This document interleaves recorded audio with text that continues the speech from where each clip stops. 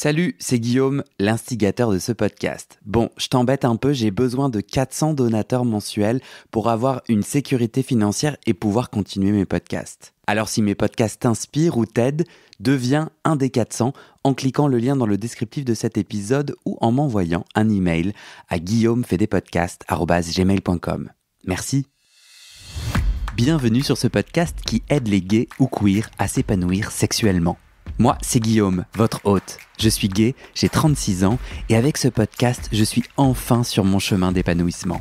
Ce podcast, c'est mon guide pour apprendre et me débloquer. J'ai envie de réconcilier santé et plaisir et sortir les sexualités homosexuelles du non-dit. Je vous propose 2 types d'épisodes. Les épisodes témoignages.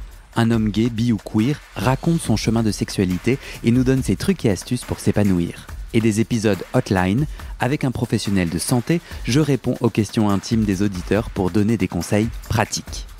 Allez, place à l'épisode, bonne écoute. Si tu as écouté l'épisode précédent, tu sais que la PrEP est efficace à presque 100%. D'ailleurs, je viens de mettre à jour l'épisode en ajoutant à la fin l'explication de ce presque 100% par Stéphane qui a travaillé sur les essais cliniques de la PrEP. Si ça ne te dit rien, tu dois avoir écouté la toute première version de l'épisode sans cet ajout. Je t'invite à ne pas manquer ça, à filer de suite, écouter les derniers épisodes de l'épisode... Non, les dernières minutes de l'épisode précédent. Voilà ce que c'est d'enregistrer les intros un samedi matin, la langue fourche. Allez, place à votre épisode. Bonne écoute. Alors on continue notre sujet PrEP. L'épisode précédent, c'était « Est-ce que l'efficacité à 100% est un mythe ?» Là, maintenant, on va parler de la toxicité à court et à long terme. Donc, il y a plein de questions. La PrEP protège contre le VIH, mais c'est quand même de la chimie puissante. Ça a certainement un impact. Pour preuve, on me fait faire des examens assez soutenus pour vérifier le rein et le foie. C'est bien donc une preuve qu'il y a un impact. Donc, je m'en inquiète, disent pas mal de gens. Avant de commencer... Je rappelle à tout le monde que ce podcast et cette hotline vit grâce aux auditeurs trices. Auditeurs qui peuvent du coup nous soumettre une question de la hotline. Une question, un sujet intime, quelque chose qu'on va creuser. L'enjeu de cette hotline, c'est viens, on parle de sexe crûment, simplement, en abordant à la fois la question du plaisir et de la sainteté. Et en plus, par 2 personnes exceptionnelles, toi et moi. Enfin, toi, t'es plus exceptionnel que moi. Mais nous sommes tous les 2 sexuellement actifs. Donc, c'est pas du mytho en mode je te raconte des trucs que moi, je fais pas. On essaie quand même de raconter des trucs que nous-mêmes, on expérimente.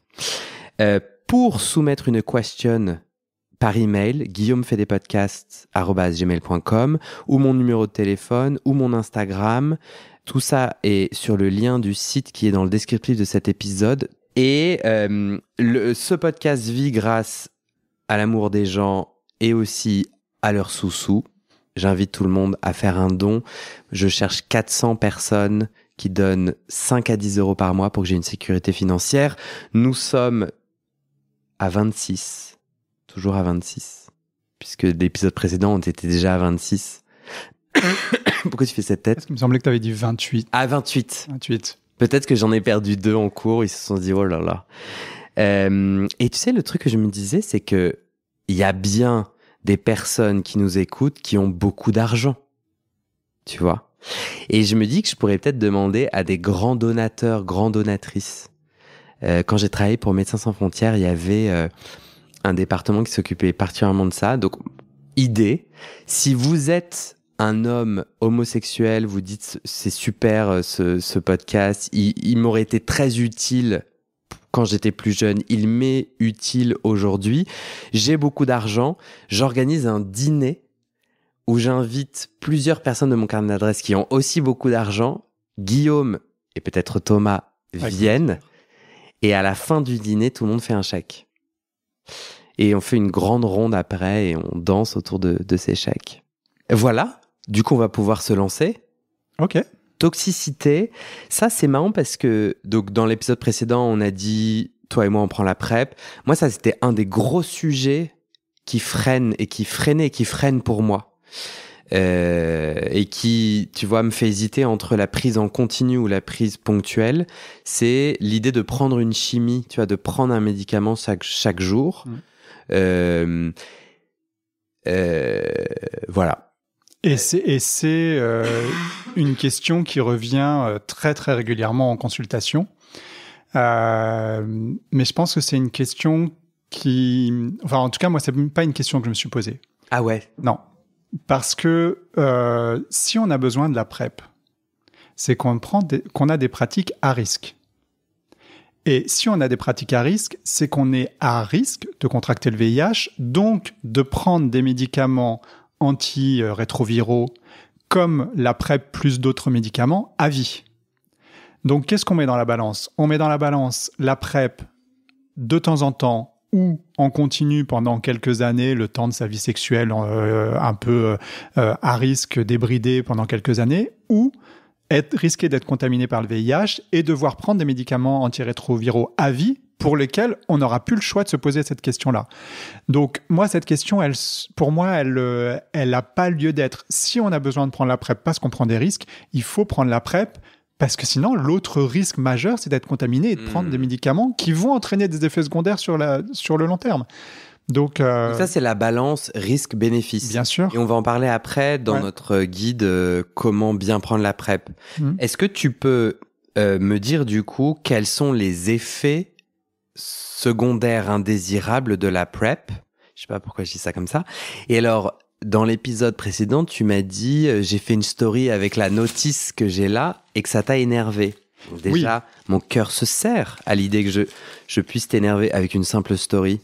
Raconte, elle est gigantesque. Hein, parce que cette notice est gigantesque, mais prends la notice du Doliprane et elle sera à peu près aussi longue. Bien sûr. Parce que je l'ai lu et que franchement, c'est beaucoup de redondance et surtout, elle parle assez peu des effets secondaires. Si j'ai bien regardé, c'est à peu près un quart de la notice. Ah, donc si t'as énervé dans ma story, c'est que je donnais l'impression qu'il y avait 1000 effets indésirables. Exactement. Ah non, pardon. Oui. Ah non. Alors tu veux que je te donne les coulisses de cette story ? Dis-moi. En gros, sur Instagram, il faut faire une vidéo assez longue pour que les gens ils aient le temps de lire la story. D'accord. Donc j'ai juste scrollé juste pour que la vidéo soit de 15 secondes. Ok. Bon, bref, toujours est-il que lire une notice d'un médicament, c'est toujours intéressant parce qu'on peut en découvrir des choses et que effectivement, les médicaments, les molécules contenues dans la PrEP ont des effets secondaires. Bien sûr. Alors, effets indésirables éventuels, on a les envies de vomir, nausées, diarrhée, vomissements. Et ça, c'était une question. Justement, un auditeur disait « Je n'ai pas encore trouvé comment éviter d'être, entre guillemets, vaguement nauséeux. » Ouais. Pourquoi la PrEP donne la nausée ? Parce que les molécules agissent sur la flore intestinale notamment. C'est des médicaments qui sont un peu puissants. Et donc, c'est pour ça que ça modifie l'équilibre intestinal et que ça peut donner la nausée. Alors ça, c'est donc, très fréquent. C'est mieux. Plus d'une personne sur 10. Ouais, c'est mieux toléré si on prend la PrEP pendant un repas. Donc, c'est vraiment recommandé de la prendre pendant un repas. Okay. Et puis, c'est mieux toléré aussi, mais là, on déflore peut-être le sujet 3. C'est mieux toléré. Il y a 7 génériques. Enfin, il y a un princeps, c'est 6 génériques en France. Et donc, il faut essayer différents génériques. Il y en a 7 ? Ouais. Ah ouais. Moi, j'ai... On fait pas de pute peut-être. On a la même ou pas ? On dit pas le terme. Ouais, on a la même. On a la même, ouais. Et pourquoi t'as celle-là ? Mylan, moi. Parce que c'est celle qui est fournie par l'hôpital Saint-Louis. Ok. Voilà. Mylan, je crois qu'on dit comme ça. M-Y-L-A-N. Ok. Est-ce que ça va passer au bout d'un moment, ces nausées ? Parce que cet auditeur... Ah oui, en règle générale, ça passe au bout de la première semaine, ça passe. En continu ? En continu, oui. Mais du coup, si je le prends de façon ponctuelle... Si on le prend de façon ponctuelle, à chaque fois, on risque d'avoir à nouveau les effets secondaires, d'autant plus que la première prise, donc les 2 premiers comprimés, c'est une double dose et donc ça peut augmenter un peu le risque d'effets secondaires. Donc les gens qui ont des effets secondaires, déjà moi, ce que je conseille, c'est de changer de générique parce que L'enrobage des molécules, ça peut parfois agir sur la tolérance. Et puis, de plutôt la prendre en continu et plutôt la prendre pendant un repas. Toi, est-ce que tu as des patients qui t'ont parlé d'autres effets secondaires en plus de la nausée? Il y a des gens qui ont eu des maux de tête au départ. Et c'est décrit dans la fiche. Ouais. Et ça, comment on sait que c'est lié à la PrEP? Parce que c'est un nouveau truc et que tu te dis que ça peut être la PrEP. Toi, t'as des effets secondaires? Aucun. Indésirables? Aucun. Mais parce que t'es un surhomme?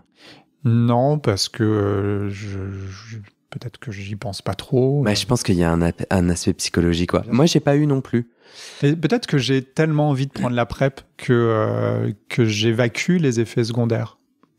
Le bénéfice que j'ai à prendre la PrEP, finalement, est plus important que les petites inquiétudes. Et puis, je suis pas comme toi, je suis pas hypocondriaque, donc voilà. Oh, tu as bien de la chance.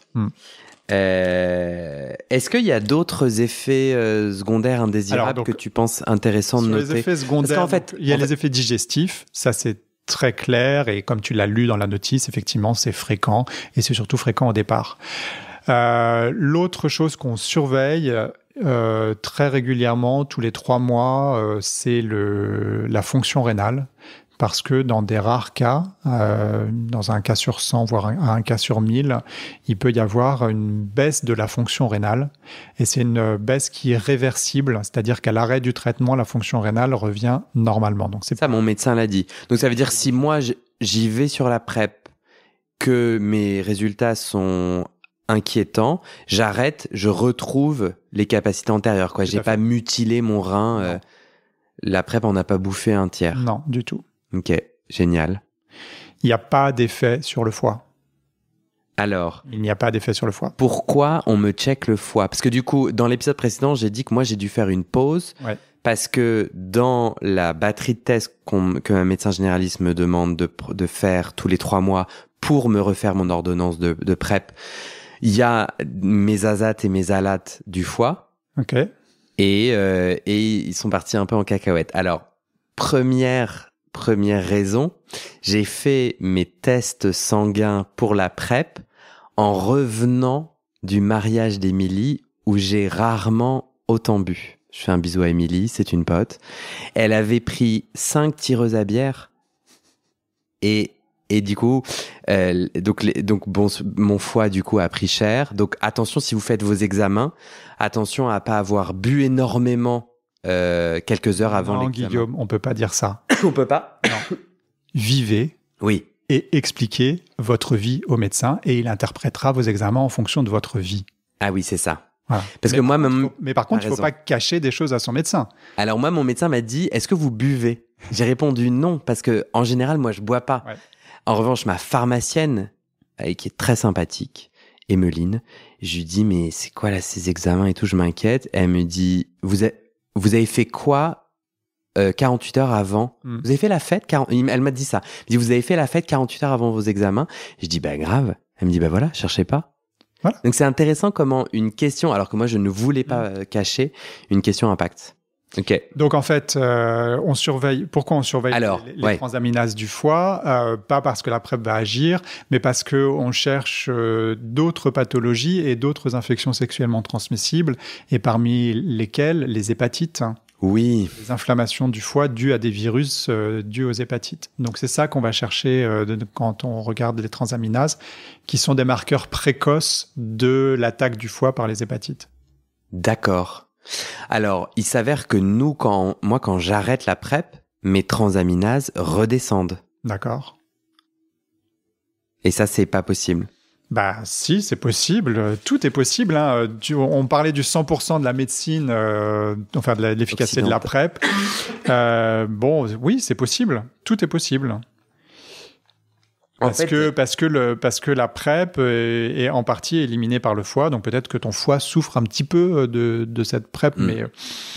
Toujours est-il que je suis du coup allé consulter un gastro-entérologue. Voilà, dans les effets indésirables graves pouvant affecter une personne sur 1000, il y a la stéatose hépatique, en clair, la surcharge graisseuse du foie. Mais voilà, je vais crever. Donc, tu fais du foie gras quand tu prends la du PrEP. foie gras. Bah, je vais être prêt pour décembre. Hein. Bah oui. Je pense qu'on est bon. En vrai, je suis allé voir un gastro-entérologue. Mes chiffres sont un peu au-dessus de la normale, mais pas tant que ça. Je t'ai aussi demandé à toi directement entre nous. Tu m'as dit depuis le début, mais non, on s'en fout.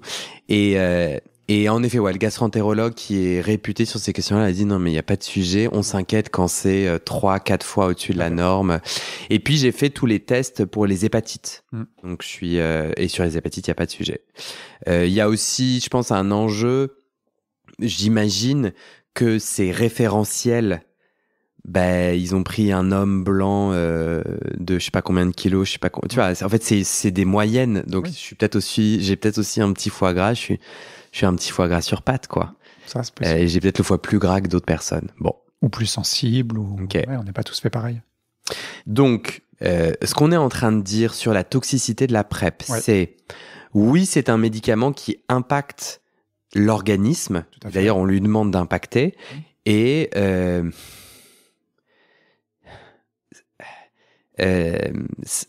ça a des avantages, ça a des effets qui peuvent être utiles et d'autres qui le sont moins. Et l'idée de comment tu choisis, tu me regardes avec des yeux en mode... Je vois pas où tu veux aller, mais vas-y. D'accord, ok. En gros, moi, je pense que oui, prendre un médicament impacte positivement et négativement. C'est pas neutre. Et du coup, est-ce que la PrEP est toxique ? La vérité, c'est oui. Est-ce que le Doliprane est toxique ? La vérité est oui. C'est-à-dire, c'est pas neutre de prendre une pilule. En revanche, en fait, tu nous ramènes à le rapport bénéfice-risque. Tout à fait. Si je prends un Doliprane alors que j'ai pas mal à la tête, aucun symptôme et pas besoin et que j'en prends un par jour, bah oui, c'est toxique et c'est con. Oui. Donc, tu nous ramènes, nous les petites gens. Les non-soignants, les non-médecins. C'est vraiment une blague. Les non-soignants à évaluer plusieurs choses et on va y aller dans le guide. C'est quoi mes pratiques sexuelles ? Quel est l'impact de la PrEP positif et pourquoi je veux la PrEP ? C'est d'aller creuser ce pourquoi. C'est ça que tu dis par rapport à la toxicité. Est-ce que tu veux ajouter quelque chose ? Ce que je dis encore une fois, c'est que la PrEP, vous en avez, quand on la prend, c'est qu'on en a besoin maintenant pour éviter d'être contaminé par le VIH. Donc, la question de la toxicité dans la balance bénéfice-risque, elle s'évalue au risque de devoir prendre un médicament contre le VIH qui a les effets secondaires de la PrEP, mais toute sa vie. Donc, moi, ce que je dis aux patients, c'est la PrEP, vous allez la prendre maintenant, vous allez la prendre pendant 3 mois, 6 mois, 1 année, 5 ans, parce qu'en ce moment, vous avez une sexualité avec des prises de risque. Mais votre sexualité, elle peut évoluer et en tout cas, vous n'aurez probablement pas la même sexualité toute votre vie. Donc, prenez la PrEP maintenant, qui va peut-être avoir des effets secondaires sur le court terme, sur le moyen, mais clairement pas, vous n'aurez pas les effets secondaires du long terme que les patients séropositifs ont. Ouais, c'est ça. Parce que ce qu'il faut avoir en tête, c'est que qu'est-ce que la PrEP ? C'est 2 molécules que l'on donne aux personnes séropositives depuis 20 ans. Donc, ces 2 molécules dont on connaît très très bien le profil d'effet indésirable sur le court terme, mais ça les prépare le vivre, mais aussi sur le très long terme, 20 ans de recul. Et on sait pourquoi on a choisi la PrEP ? On a choisi la PrEP parce que c'était les 2 molécules qui avaient le moins d'effets secondaires. C'était 2 molécules qui étaient très efficaces, déjà. C'était les 2 molécules qui avaient le moins d'effets secondaires parmi toutes les molécules antirétrovirales qu'on avait sur le marché. Et c'est les molécules qui sont le mieux tolérées. Donc, c'est pour ça qu'on a choisi ce médicament-là.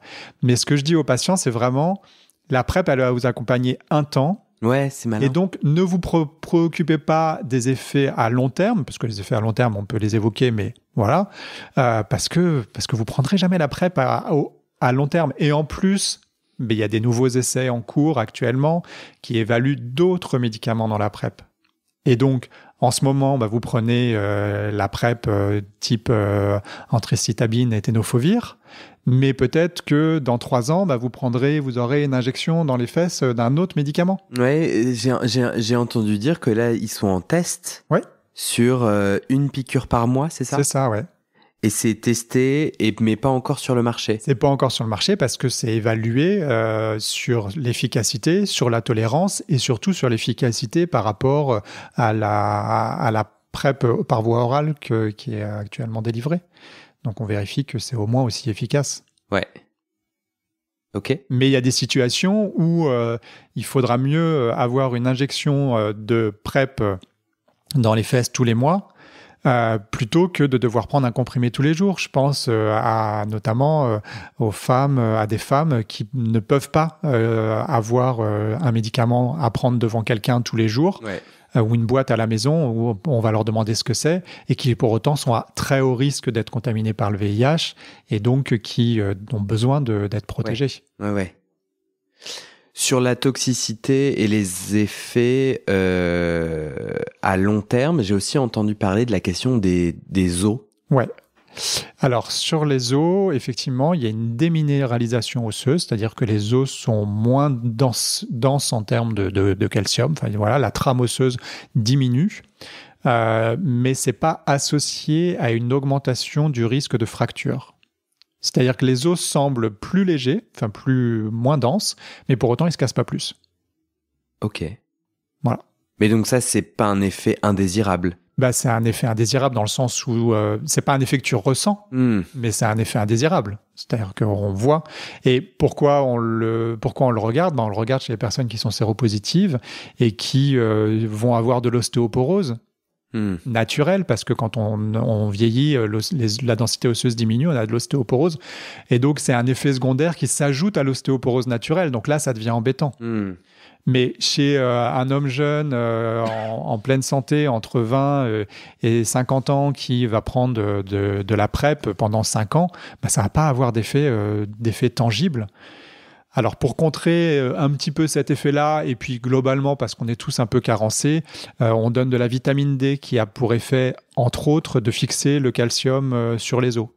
Donc, c'est pour ça que dans la plupart des ordonnances de PrEP, il y a une ampoule de vitamine D trimestrielle.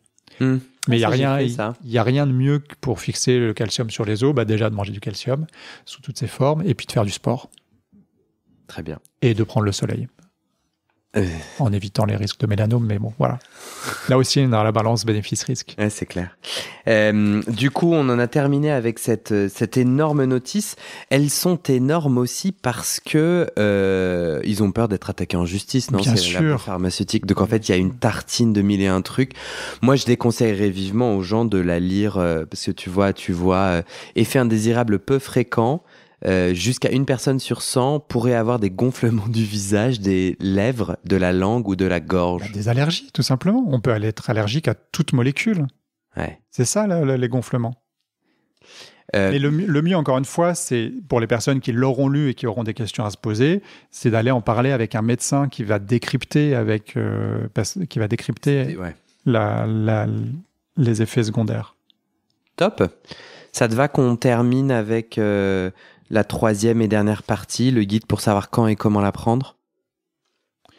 Ou est-ce que tu veux rajouter quelque chose sur cette question du rapport à la toxicité, aux effets long terme indésirables, à la peur de... Moi, j'aurais un truc à rajouter, c'est que je trouve que si tu commences à regarder ta vie avec une loupe de effets indésirables, je me suis du coup dit, moi j'habite à Paris, un endroit qui est largement plus pollué que d'autres endroits. Et à mon avis, ça a un impact non neutre, voire complètement négatif sur, je sais pas, mes poumons, mes allergies. En ce moment, je tousse comme un bœuf. Et pourtant, je vis à Paris. Et jamais je me dis dans mon choix de vivre à Paris, je vis à Paris parce que justement, la balance bénéfice-risque, en fait, je fais ce choix-là.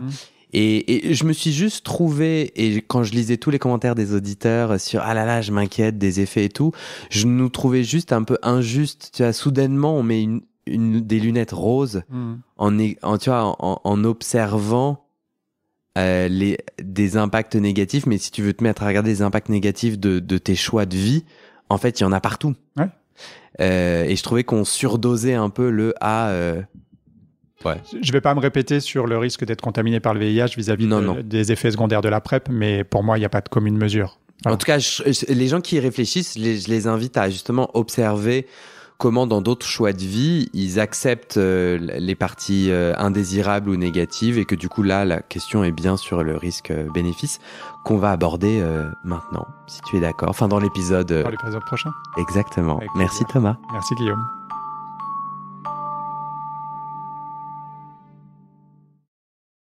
Et c'est la fin de cet épisode.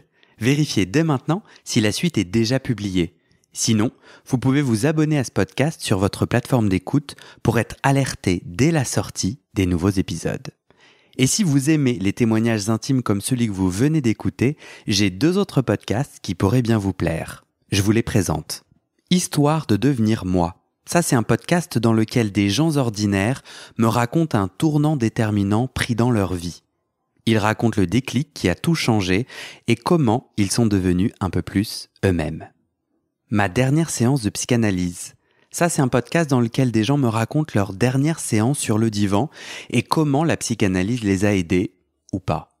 Et d'ailleurs, c'est avec ce podcast que j'ai gagné le prix du meilleur podcast de conversation en 2022. Alors pour écouter ces podcasts, vous pouvez tout simplement taper les titres dans la barre de recherche de votre plateforme d'écoute.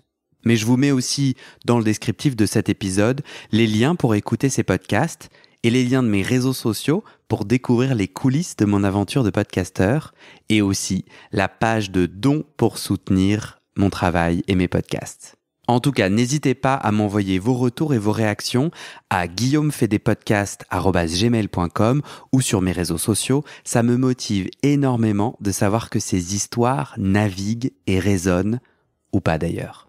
Allez, merci pour votre écoute et à très bientôt dans vos oreilles.